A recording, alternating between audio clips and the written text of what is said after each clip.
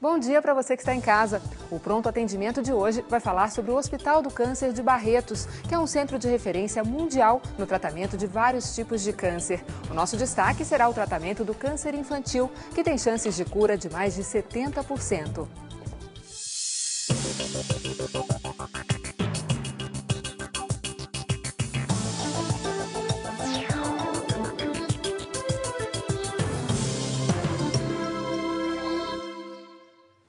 Participe pelo twitter.com/patendimento, prontoatendimento@tvcultura.com.br e facebook.com/prontoatendimento. Para conversar com a gente sobre o tema, está aqui o Dr. Luiz Fernando Lopes, que é coordenador do Departamento de Pediatria do Hospital do Câncer de Barretos. Bom dia, Dr. Luiz Fernando. Bom dia. Tudo bem? Tudo bem. Muito obrigada por estar aqui com a gente. Eu é que agradeço a oportunidade de falar um pouco sobre o câncer infantil. Obrigada.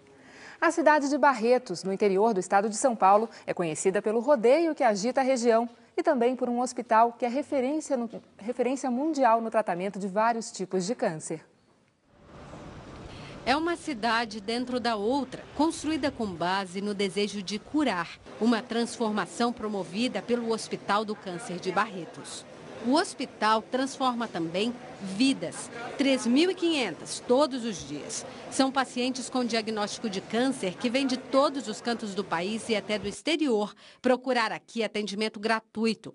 Em Roraima, há 6 meses, Felipe pesava 15 quilos aos 9 anos. A mãe cansou de procurar ajuda. Quando o tumor no cérebro foi descoberto, ela viajou para São Paulo. A vida é a busca pela saúde de Felipe. A busca de Felipe é voltar para casa. Quero abraçar meu pai e brincar com meus irmãos. 6 meses de tratamento, 5 sessões de quimioterapia depois e ele é só sorrisos. A mãe, satisfação. Se eu não tivesse vindo, hora dessa eu podia não estar com meu filho do meu lado, né? O hospital oferece cirurgia, rádio e quimioterapia de ponta. Tem pesquisa de última geração que testa novos medicamentos. O DNA do tumor recebe a amostra dos remédios. E os médicos já sabem como será a resposta dele ao tratamento antes de aplicar a terapia no paciente. É o que a gente chama de medicina personalizada, que é identificar qual o melhor tratamento para aquele indivíduo. Para os que não têm nem como pegar a estrada, uma unidade em Jales, interior de São Paulo, uma em Juazeiro, na Bahia, outra em Porto Velho, Rondônia. Um hospital dedicado apenas às crianças, que mais parece um parque de diversões. E como é melhor prevenir do que remediar, uma unidade inteirinha só para a prevenção do câncer. Hospitais ambulantes que percorrem norte e nordeste do Brasil, oferecendo consultas e exames de graça. Remoção dos tipos mais frequentes de câncer de pele. São 11.000 novos casos descobertos a cada ano em todo o hospital, que atende 100% pelo SUS. Sobrevive graças a inúmeras doações, inclusive de artistas. O forte do hospital, na realidade, dentro da assistência ao paciente, é você poder promover a humanização. A soma do carinho com tratamentos modernos é um santo remédio. Torna possível que 70% das crianças com câncer saiam daqui sorrindo. Como o Felipe. Lembra dele? O menino aqui ganhou a chance de nascer de novo. E realmente, não tem mais nada. Não tem mais nada.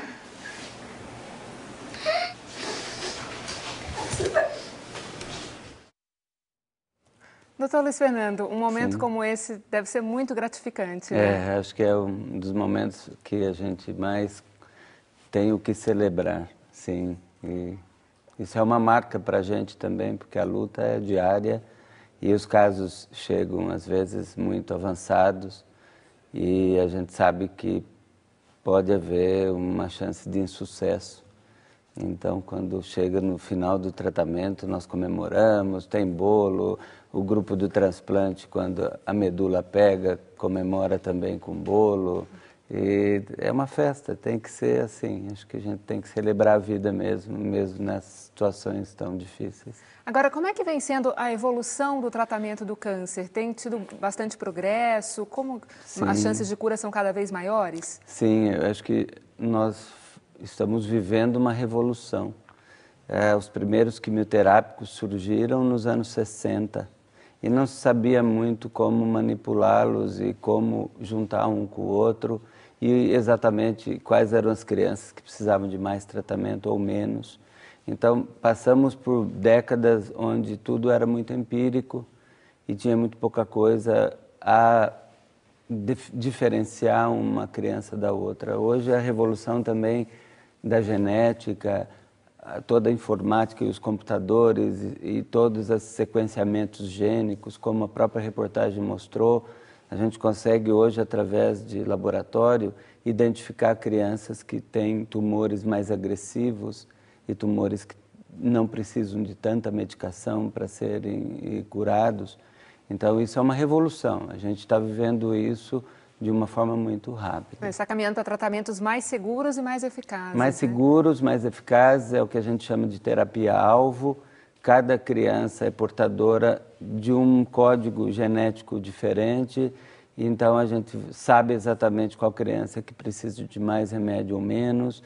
Também conhecemos mais sobre as novas drogas, então a medicina realmente ela está ficando mais personalizada e com menos sequelas e com menos efeitos colaterais, então é uma mudança muito grande, sem comprometer a cura, obviamente. Agora, doutor Luiz Fernando, qual que é a importância do diagnóstico precoce?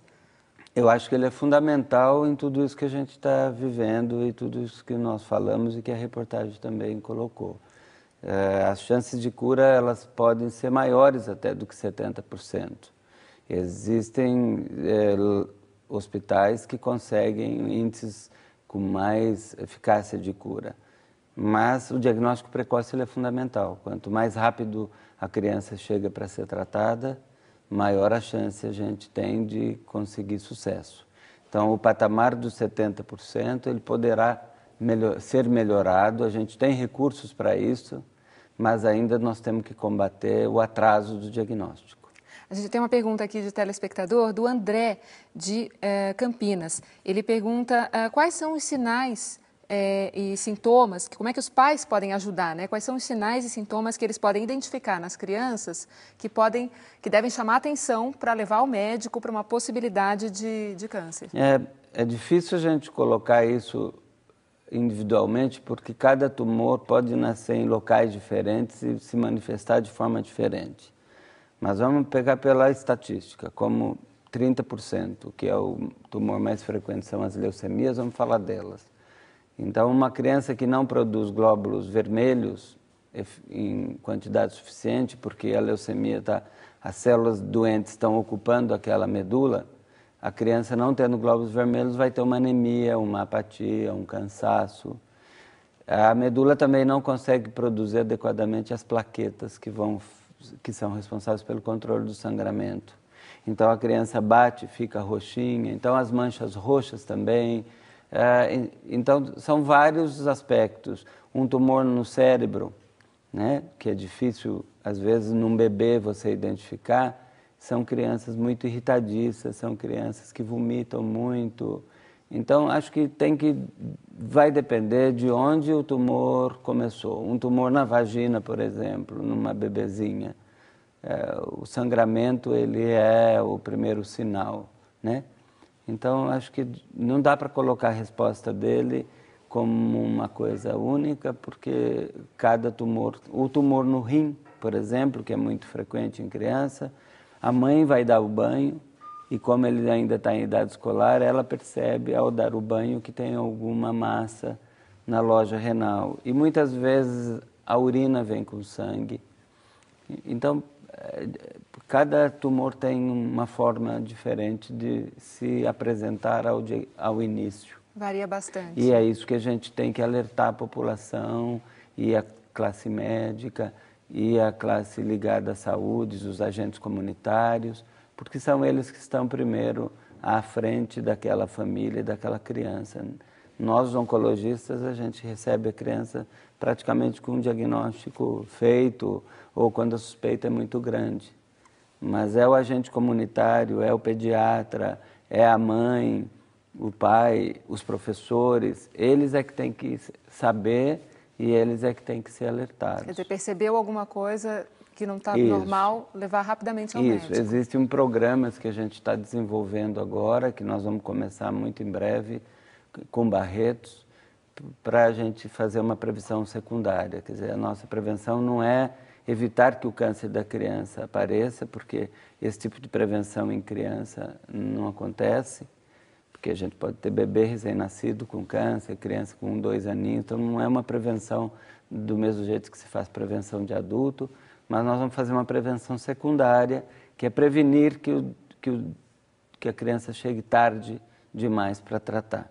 Então vai ter um programa grande que a gente começou já a estudar e a preparar para todas essas regiões onde já foi mostrado na reportagem que a gente tem a ação para alertar a comunidade. Agora, doutor, alguns dos sinais, como a febre ou as manchas roxas ou o vômito, são sintomas comuns de outros problemas, outras doenças comuns na infância também. Tem alguma coisa que deve servir de alerta, assim, demora mais para passar? Eu acho que esse é o desafio. E isso é o que é o mais difícil, porque o câncer ele sempre vem disfarçado de alguma coisa que é mais comum, né? Então, é claro que uma criança exposta a vírus, ela vai ter gânglios aumentados e o mais comum numa criança é que ela tenha realmente um quadro viral, uma infecção e não uma leucemia. É levar o médico para... Mas se o médico sabe pensar que aquilo também é um tumor e a mãe nota alguma coisa diferente, as mães têm um sexto sentido e dificilmente elas se enganam. A Silvia, de Campinas, ela pergunta como é feito o diagnóstico do câncer infantil e se os exames hoje permitem um diagnóstico preciso. Sim, eu acho que a gente vive hoje na parte, por exemplo, tumor cerebral. É o segundo tumor mais frequente em criança depois das leucemias, né? No passado não existiam tomógrafos, não existia ressonância magnética, então era muito mais difícil a gente conseguir identificar um tumor cerebral numa criança. Hoje, uma criança que tem dor de cabeça, um distúrbio de comportamento, alguma coisa que chame a atenção, o exame de imagem ele auxilia. Exames de laboratório também auxiliam de várias formas, né? Sim, é possível hoje, através de várias ferramentas, um diagnóstico mais preciso e mais rápido. Pergunta da Lúcia, de São Paulo. Ela diz, meu filho tem 5 anos e vai começar um tratamento contra a leucemia. Ela pergunta, como eu devo falar com ele sobre a doença e o tratamento? Essa é uma pergunta interessante, porque como pediatras, a gente tem que desenvolver uma linguagem própria para cada faixa etária. Então, uma criança de 2, 3 aninhos, a forma de conversar uma, no pré-escolar é outra, com o adolescente é outra. Então, no caso, como ela tem 5 aninhos, em geral, o que a gente tenta mostrar através de revistas, e hoje já tem bastante acesso, a gente sempre diz que há um bichinho que está ali, que quer morar ali, que não pode, porque ele pode machucar o que está em volta, e que ele vai sair pelo xixi, e que precisam de remédios para assustá-lo e para que ele saia. Então, ao mesmo tempo que você vai usando de uma linguagem aí que a criança conheça, ela vai entendendo. Aí ela dá o bracinho, e a gente põe o remédio, e ela sabe que ele é invisível, então ela não vai ver no xixi, mas a cada vez que ela está recebendo uma medicação, ela sabe que ela está cooperando. Mas é importante que haja essa conversa É com a necessário. Assim, tem que haver, acho que a população tem que entender que o mito do câncer é uma coisa do passado, e não falar dele é prejudicial, porque a criança não tem como colaborar se ela não souber o que ela está fazendo. O cabelinho vai cair, ela vai ter vômitos, ela vai ter uma série de coisas que a criança é inteligente, ela tem que ser respeitada. Então é preciso falar sobre isso. Agora, a forma como falar precisa também ser adequada para a faixa etária da criança. Tá certo. Em meio a tantas informações sobre o câncer, surgem algumas que podem ser verdadeiras ou não. Vamos ver uma delas. Estresse, depressão e problemas psicológicos podem causar câncer e agravar a doença. Isso é verdade, doutor Luiz Fernando? Eu diria que o nosso sistema imunológico ele é muito importante na reação para várias coisas, para aparecimento de doenças de pele, por exemplo, pós-estresse, né? Quem lida com dermatologia sabe o quanto a nossa pele é susceptível a doenças provocadas por estresse ou por depressão. No câncer é mais difícil a gente responder desta forma, porque são tantos os fatores que podem ser causadores, que você precisaria um número muito grande de casos para responder uma pergunta específica, porque as outras coisas estão permeando. Mas eu diria que todos esses motivos apontados aí, eles sim podem provocar uma queda na resistência. E uma das coisas que está mostrando para a gente no dia a dia é que o sistema imunológico, ele é um parceiro no tratamento do câncer, no desenvolvimento do câncer e na cura do câncer. Então, acho que eu acredito sim que é possível que esses três motivos eles estejam muito próximos. A gente não tem como provar, estatisticamente precisaria de estudos muito grandes e muito a longo prazo, mas com certeza toda vez que a nossa imunidade cai, a gente mesmo sabe que a gente fica mais suscetível a gripes e a outras coisas, e é possível que isso interfira também no sistema de defesa do organismo, e alguns tumores podem advir daí. Eu acredito sim que seja bem possível. Por isso que é importante ter um apoio psicológico também, né, doutor? Importantíssimo. Acho que isso pode fazer toda a diferença, inclusive na recuperação da criança, né? Saber conversar com ela, às vezes no consultório não é possível, ela precisa se expressar, a criança, e às vezes ela também não faz isso na frente dos pais, e a gente tem que encontrar um caminho com que ela consiga se colocar. Tá certo, a gente vai para um rápido intervalo, nós já voltamos com mais perguntas e respostas sobre oncologia. Mande suas perguntas que o Dr. Luiz Fernando Lopes vai tirar suas dúvidas. Até já!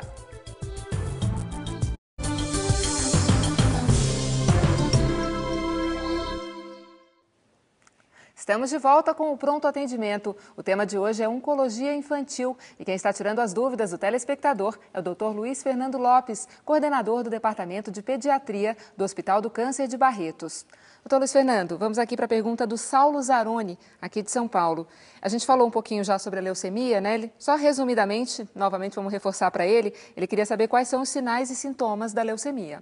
Então, eu acho que como a leucemia ela vem da medula óssea, que é a produtora do sangue, na medida de que as células malignas vão ocupando o espaço, elas não deixam as células normais trabalharem e serem produzidas. Então, o mais comum é a gente ver realmente, existe uma tríade que a gente diz que é febre, gânglios, dores ósseas, né? Então, dores ósseas, 1/4 das crianças, a primeira queixa dela é dor nos ossos, nas articulações, nos ossinhos, porque a medula está sendo ocupada por essas células. A outra coisa, os gânglios, porque o sangue circula com essas células sujas, né, de leucemia, e as ínguas, os gânglios vão aumentando. E a febre, a leucemia provoca febre, ou a falta de defesa, a criança às vezes vem com febre por infecção associada.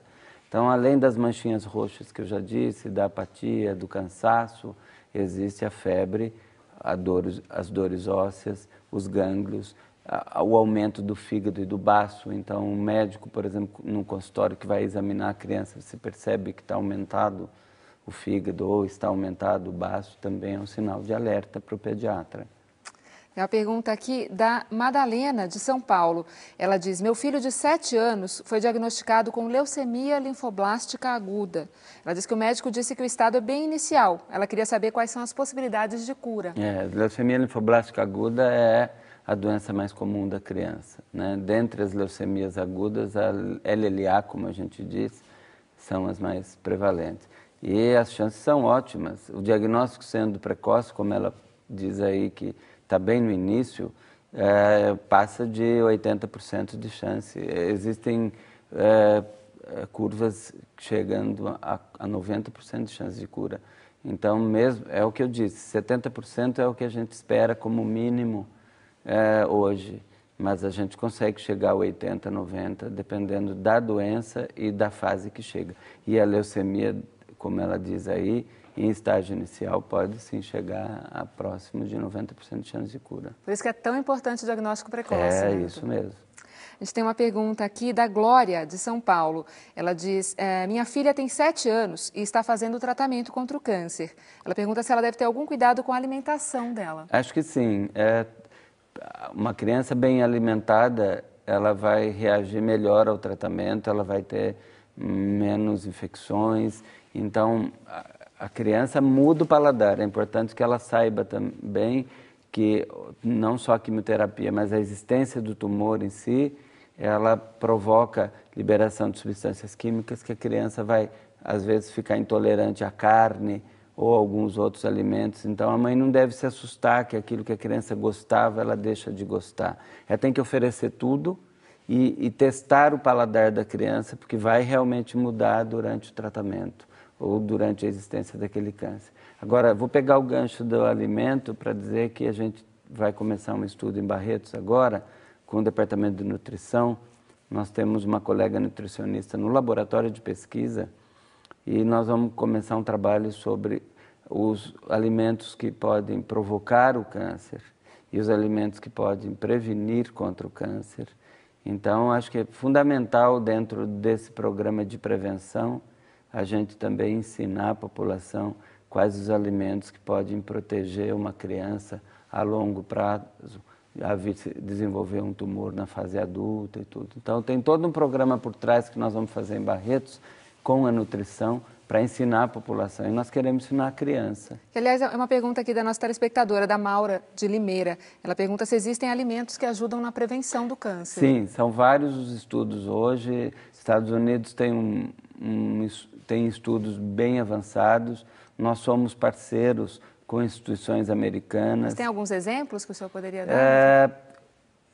Lá em Barretos mesmo, essa aluna estuda curcuminha, que é um dos alimentos que estão contidos, eu acho que são parentes da abóbora e que provocam. E existem substâncias como brócolis e coisas assim que já estão bem documentados que são protetores. Carnes também, carne vermelha não é um bom parceiro aí. E agora peixes, o que tem ômega 3 e tudo isso são protetores para desenvolver câncer.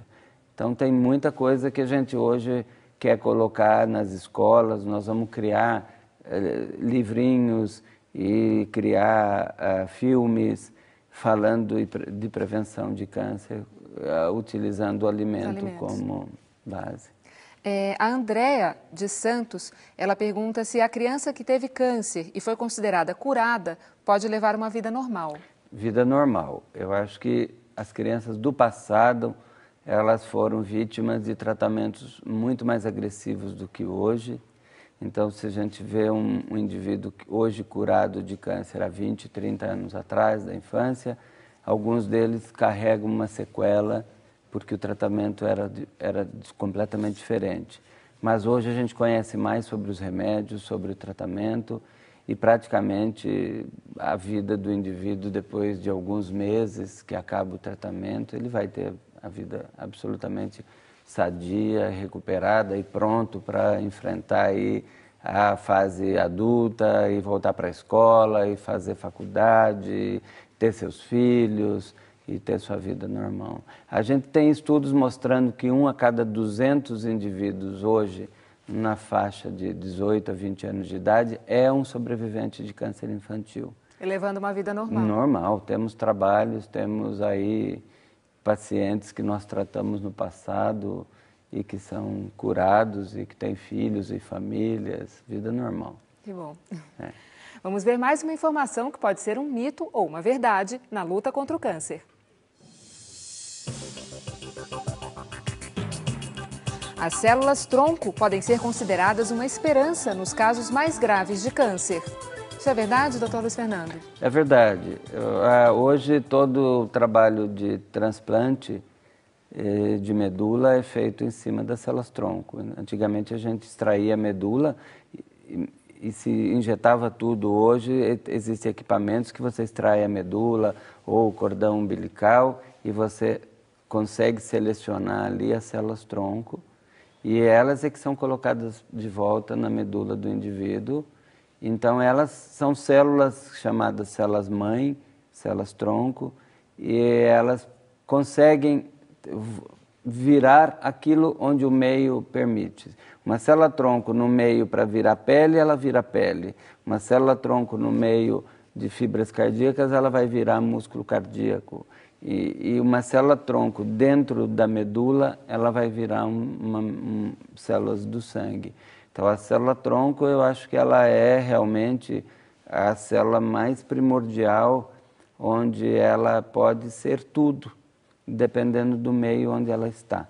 E no nosso caso, muito ainda virá, e já é uma realidade o uso da célula-tronco nos transplantes, mas eu acho que ainda vem muita coisa pela frente, sim. Quer dizer, a gente pode ficar animado que tem com certeza, trabalhos muito promissores. Com certeza, acho que a gente vê isso dia a dia, os trabalhos que saem, o que nós conseguimos fazer também no país, são muito sérios e apontam cada vez mais que nós estamos na direção certa, não tenho dúvida. É para ficar animado, porque eu acho que a gente vai ainda conseguir taxas de cura ainda maiores do que a gente já consegue hoje. Que bom. Doutor Luiz Fernando, muito obrigada pela sua presença. Infelizmente o programa chegou ao fim.